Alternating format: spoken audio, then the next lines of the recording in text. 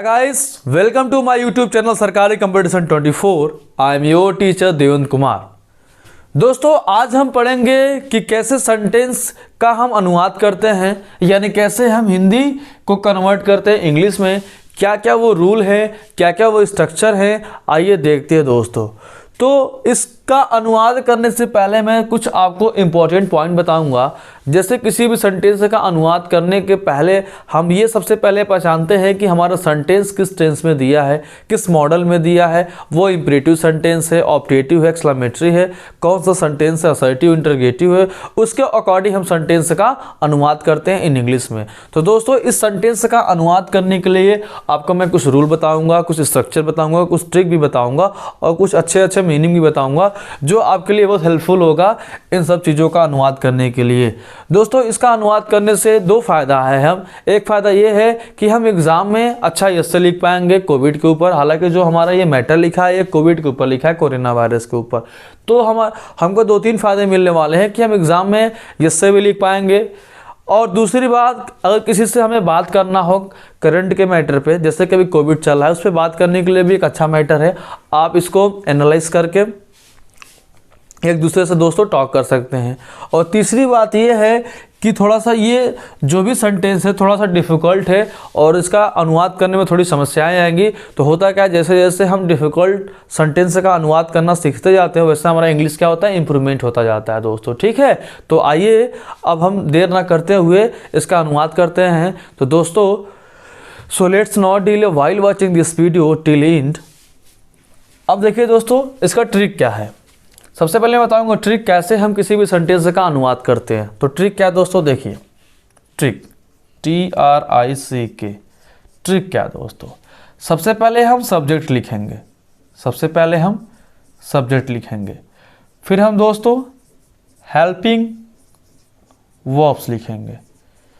चाहे वो मॉडल का हो, चाहे एक्टिव वॉइस का हो, चाहे पैसिव वॉइस का हो, बस हमको क्या लिखना है सब्जेक्ट के बाद दोस्तों, हेल्पिंग वर्ब्स लिखना है। फिर हमको वर्ब लिखना है।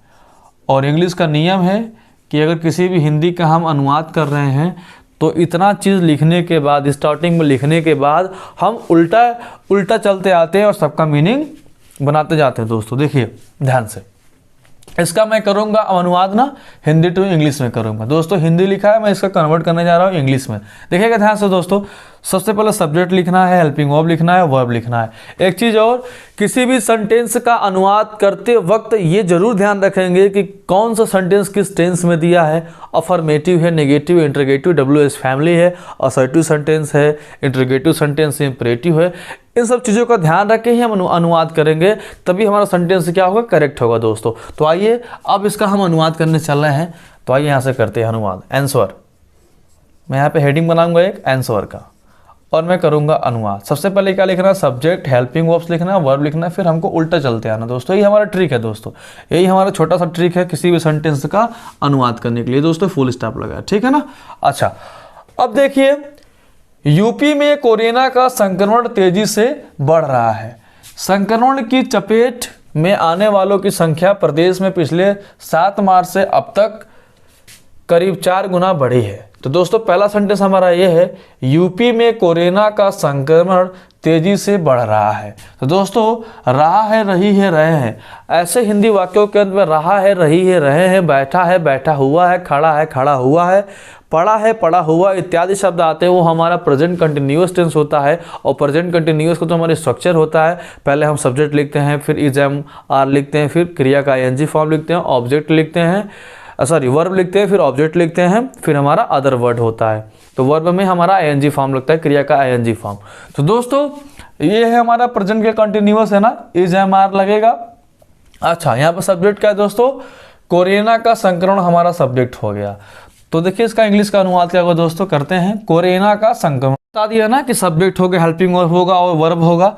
तो आइए इसका अब हम अनुवाद करते हैं दोस्तों, ठीक है। आंसर देते हैं, यूपी में कोरोना का संक्रमण तेजी से बढ़ रहा है दोस्तों। जिस वह हिंदी वाक्य के अंत में रहा है, रही है, बैठा हुआ है, खड़ा हुआ है, पड़ा हुआ इत्यादि शब्द है दोस्तों, प्रेजेंट के कंटिन्यूअस होता है। और प्रेजेंट कंटिन्यूअस को जो हमारा स्ट्रक्चर होता है, सबसे पहले हम सब्जेक्ट लिखते हैं, इज एम आर लिखते हैं, उसके बाद वर्ब का एनजी फॉर्म, फिर ऑब्जेक्ट लिखते हैं, फिर अदर वर्ड लिखते हैं दोस्तों, ठीक है ना। अब आइए इसका हम अनुवाद करते हैं। तो लिखा है यूपी में कोरोना का संक्रमण तेजी से बढ़ रहा है दोस्तों। ये प्रेजेंट के कंटिन्यूअस है ना, तो सब्जेक्ट क्या है दोस्तों, कोरोना का संक्रमण, ठीक है ना। तो इसका इंग्लिश हो जाएगा द इन्फेक्शन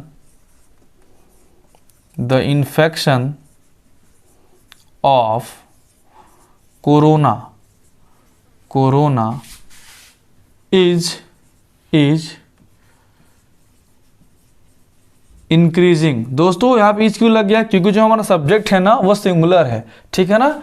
किसका है, सिंगुलर सब्जेक्ट दोस्तों, कोरोना सिंगुलर है ना, तो द इन्फेक्शन ऑफ कोरोना, यानी कोरोना का जो संक्रमण सिंगुलर हो गया इसलिए इज लग गया। The infection of corona is increasing, तेजी से दोस्तों, तो विथ स्पीड, कहाँ फैल रहा है, यूपी में ना, तो इन यूपी। तो दोस्तों हो गया पहले का, हमने बना दिया प्रेजेंट कंटिन्यूअस के द्वारा, क्योंकि जो हमारा टेंस था दोस्तों, रहा है, रही है, प्रेजेंट कंटिन्यूअस में आता है, काम जारी होता है ना, तो इज एम आर लगाते हैं सब्जेक्ट के अकॉर्डिंग। तो मैंने क्या कर दिया दोस्तों, सब्जेक्ट के अकॉर्डिंग मैंने लगाया ना, the infection of corona is increasing with speed, इसका मतलब हो जाएगा गति से, इन यूपी, उत्तर प्रदेश में। दूसरा दोस्तों, संक्रमण की चपेट में आने वाले की संख्या प्रदेश में पिछले 7 मार्च से अब तक करीब 4 गुना बढ़ी है। तो दोस्तों ऐसे हिंदी वाक्यों के अंत में आ है, ई है, ए है, चुका है, चुकी है, चुके हैं, लिया है, दिया है, किया है, गए हैं इत्यादि शब्द आती है, वो हमारा प्रेजेंट का परफेक्ट टेंस होता है। और यहाँ पे हम हैज हैव का प्रयोग करते हैं दोस्तों। अगर सब्जेक्ट हमारा सिंगुलर है तो हैज लगाएंगे, अगर सब्जेक्ट हमारा प्लूरल है तो वहाँ पे हैव लगाएंगे और वर्ब की थर्ड फॉर्म का प्रयोग करेंगे दोस्तों, ठीक है ना। आइए अब दूसरे का इंग्लिश बनाते हैं हम लोग। कह रहा है दोस्तों कि संक्रमण की चपेट में आने वालों की संख्या प्रदेश में पिछले 7 मार्च से अब तक करीब 4 गुना बढ़ी है, ठीक है ना दोस्तों। तो यहाँ पे देखिएगा, the number of people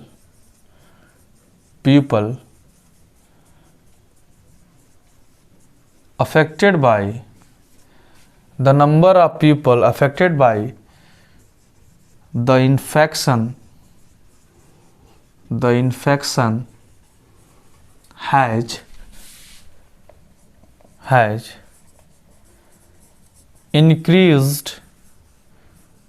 increased almost 4 गुना दोस्तों, 4 times से आ गया ना समय, since last 7 March in the प्रदेश है दोस्तों ना, in the state, STATE, in the state. देखिएगा ध्यान से दोस्तों, the number of people affected by the infection. दोस्तों जो इन्फेक्शन के द्वारा जो लोग हैं जो प्रभावित हुए हैं, यानी संक्रमण की चपेट में आ गए हैं दोस्तों, वो संख्या हैज क्या हो गया है, इंक्रीज्ड, बढ़ गया है, ऑलमोस्ट 4 times 4 गुना, सिंस लास्ट 7 मार्च से इन द स्टेट, यहाँ पे प्रदेश में। तो दोस्तों इसका इंग्लिश हो गया, संक्रमण की चपेट में आने वालों की संख्या प्रदेश में पिछले 7 मार्च से अब तक करीब 4 गुना बढ़ी है। दोस्तों देखिए बढ़ी है ना, आ की आ है, ई है की मात्रा है, तो मैंने हैज लगा दिया, वर्ब का थर्ड फॉर्म कर दिया ना, तो हो गया the number of people affected by the infection का मतलब दोस्तों क्या होता है, संक्रमण होता है, ठीक है ना। और अफेक्टेड प्रभावित हुए हैं, चपेट में आ चुके, बात एक ही होती है दोस्तों, किसी हम बीमारी से प्रभावित हो जाते हैं या उसको चपेट में आ जाते हैं, यानी कि अफेक्टेड हो गया, यानी उससे क्या हुआ, हमको प्रभावित कर दिया। द नंबर मतलब संख्या, आप लोगों की संख्या है, इसका हिंदी होगा दोस्तों द नंबर ऑफ पीपल, यानी लोगों की संख्या अफेक्टेड जो प्रभावित हुआ है बाय द इन्फेक्शन, इस संक्रमण से, हैज इंक्रीज्ड बढ़ा है, ऑलमोस्ट लगभग 4 times 4 Guna, since last 7 March in the state, यानी सिंस मतलब से 7 मार्च से, पिछले 7 मार्च से इन द स्टेट, प्रदेश में। तो दोस्तों ध्यान से देखिएगा कि ये जो हमारा जो सेंटेंस दिया था दोस्तों, आ है ए की मात्रा दिया था ना, तो मैंने हैज लगा दी। हालांकि इन्फेक्शन एक ही है तो इसलिए हैज लग रहा है, सिंगुलर हेल्पिंग लग रहा है दोस्तों, ठीक है ना। अगला देखते हैं। वही राजधानी लखनऊ में बीते एक सप्ताह में संक्रमण 6 गुना बढ़ा है। दोस्तों सेम चीज देखिएगा, बड़ी है या बड़ा है, यानी कि प्रेजेंट का परफेक्ट टेंस है जब आएगा दोस्तों, ठीक है ना। वही राजधानी लखनऊ में, तो हो जाएगा दोस्तों इसका English in the capital Lucknow शहर है ना, तो पहला वर्ड कैपिटल लेटर में दोस्तों, LUCKNOW, और हमारी राजधानी भी उत्तर प्रदेश की, तो पहला वर्ड कैपिटल लेटर में दोस्तों। तो हो गया in the capital Lucknow, comma, इसका हिंदी हो जाएगा दोस्तों वही राजधानी लखनऊ में बीते एक सप्ताह में संक्रमण 6 गुना बढ़ा है। तो हो जाएगा दोस्तों उसका English the infection has increased.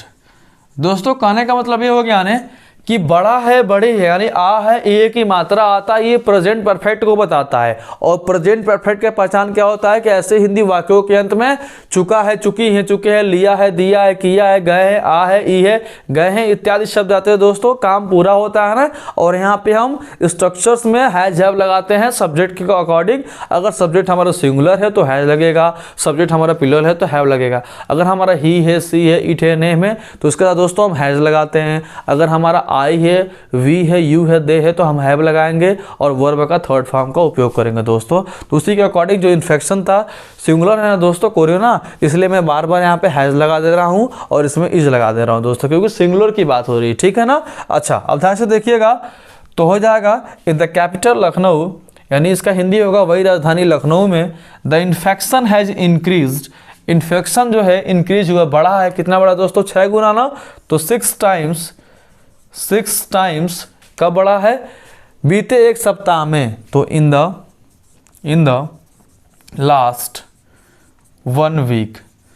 दोस्तों कहने का मतलब ये हो गया कि जो हमारा लास्ट वीक था ना दोस्तों, तो हो गया the infection has increased 6 time in the last 1 week. Week मतलब सप्ताह होता है दोस्तों, 1 वीक मतलब एक सप्ताह में, लास्ट मतलब पिछले एक सप्ताह में क्या हुआ, हमारा जो इन्फेक्शन तो दोस्तों इंक्रीज हुआ है, कितना 6 टाइम, यानी 6 गुना क्या हुआ है हमारा, बढ़ा है। तो हो जाएगा इसका हिंदी दोस्तों वही राजधानी लखनऊ में बीते एक सप्ताह में संक्रमण 6 गुना बढ़ा है दोस्तों। आ है, ई है, हम पहचानेंगे ना प्रेजेंट परफेक्ट से, तो मैंने यहाँ पे क्या लगा दिया दोस्तों, हैज वर्ब का थर्ड फॉर्म लगा दिया, ठीक है। और 6 टाइम का मतलब हो गया आपका 6 गुना। इन द लास्ट 1 वीक का मतलब हो गया दोस्तों में बीते एक सप्ताह में, ठीक है ना, बीते एक सप्ताह में। अच्छा अगला जो हमारा दोस्तों वो कह रहा है गनीमत यह है कि, तो गनीमत यह है कि जो मीनिंग होती है वो होता है दोस्तों थैंकफुली होता है। थैंकफुली का मतलब दोस्तों हो गया, थैंकफुली का मतलब ही हो गया गनीमत यह है कि, थैंकफुली संक्रमण से होने वाली मौतों की संख्या में अभी बहुत ज़्यादा इजाफा हुआ है। दोस्तों इजाफा का मतलब होता है बढ़ोतरी, इजाफा हुआ है ना, संक्रमण से होने वाली मौतों की संख्या में अभी बहुत ज़्यादा इजाफा हुआ है। यानी दोस्तों आ है, ई है की मात्रा प्रेजेंट परफेक्ट हो गया, इजाफा का मतलब इंक्रीज हो गया, ठीक है दोस्तों। तो थैंकफुली, तो लिखेंगे थैंकफुली को लिखेंगे दोस्तों the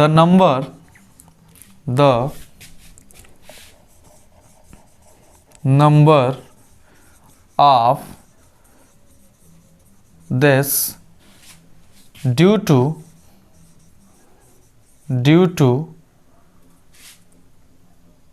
the infection has increased। तो दोस्तों the number of deaths due to the infections has increased much at। तो दोस्तों ये हो गया, इसका इंग्लिश हो गया गनीमत यह है कि थैंकफुली दोस्तों, इसका मतलब गनीमत यह है कि संक्रमण से होने वाली मौतों की संख्या में अभी बहुत ज़्यादा इजाफा हुआ है। तो दोस्तों क्या हो जाएगा, the number of deaths, death मतलब हो गया दोस्तों मौतों की संख्या, deaths due to the infection, संक्रमण से होने वाली मौतें ना, तो हो गया the number of death due to infection has increased. Has के बाद वर्ब का थर्ड फॉर्म दोस्तों हैज इंक्रीज, मस्ट एट का मतलब क्या हो गया, बहुत ज़्यादा, इजाफा का मतलब बड़ा है, इंक्रीज्ड, ठीक है, हुआ है दोस्तों, हैज़ लग गया, ठीक है ना दोस्तों। तो देखिए मैंने पहले ये देखा कि कौन सा सेंटेंस किस टेंस में था, उसके अकॉर्डिंग मैंने हेल्पिंग और यूज किया। तो जिन भी विद्यार्थियों को टेंस तैयार होगा, मॉडल्स तैयार होंगे, एक्टिव पैसिव तैयार होगा, नारेशन तैयार होगा दोस्तों, तो वो किसी भी सेंटेंस का अनुवाद कर सकते हैं। और सबसे अच्छी चीज़ ये है ना कि आप न्यूज़पेपर डेली पढ़िए और जो मेन पेज पे जो मेन हेडिंग होता है उसमें से 10 लाइन को सेलेक्ट करिए और डेली उसका अनुवाद करिए। इससे आपका प्रैक्टिस होगा, आपका इम्प्रूवमेंट होगा और बोलने की शैली बढ़ेगी, एक दूसरे से संवाद कर पाएंगे, क्योंकि हमारे दिमाग में क्या होगा, ढेर सारे मैटर होंगे जो करेंट के होंगे दोस्तों, ठीक है ना। वीडियो अच्छा लगे वीडियो को लाइक करिए, सब्सक्राइब करिए, शेयर करिए। धन्यवाद।